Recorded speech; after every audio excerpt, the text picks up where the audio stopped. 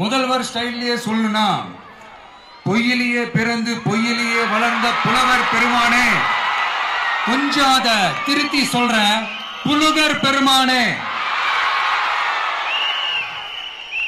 அது இன்னும் பொருத்தமா இருக்கு. அவருடைய அண்ட புழுகு, ஆகாச புழுகு என்ன தெரியுமா? பெண்களுக்கு பாதுகாப்பு தமிழ்நாட்டில் எங்க போனாலும் கொட்டி கிடக்குதான்.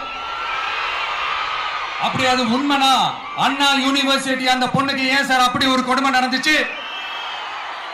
கோவை கல்லூரி பெண்ணுக்கு ஏன் சார் அப்படி ஒரு கொடுமை நடந்துச்சு?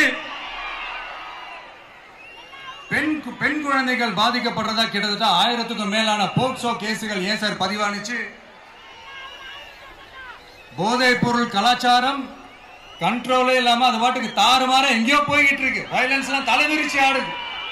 அதுக்கு ஒரு ரீசெண்ட் எக்ஸாம்பிள், அந்த ரயில்வே ஸ்டேஷன்ல அந்த சிறுவர்கள் எல்லாரும் சேர்ந்து செஞ்ச அந்த சம்பவம். சட்டம் ஒழுங்கு சரியா இருந்தா ஏன் சார் இப்படி எல்லாம் நடக்குது? சட்டம் ஒழுங்கு சரியா இருக்கணும்னா முதல்ல தமிழ்நாட்டுக்கு ஒரு டிஜிபி வேணும் சார். எங்க சார் போனார் அவரு? எங்க அவரு? சும்மா இந்த ஆக்டிங் ஆபீசரை வச்சுக்கிட்டு அரசாங்கத்தை நடத்துனீங்கன்னா இப்படிதான் சட்டம் ஒழுங்கு சந்தி சிரிக்கும். முதல்ல தமிழ்நாட்டுக்கு ஒரு டிஜிபியை போடுங்க சார். அதுக்கப்புறமாச்சும் சட்டம் ஒழுங்கு சரியாகுதான்னு பார்ப்போம்.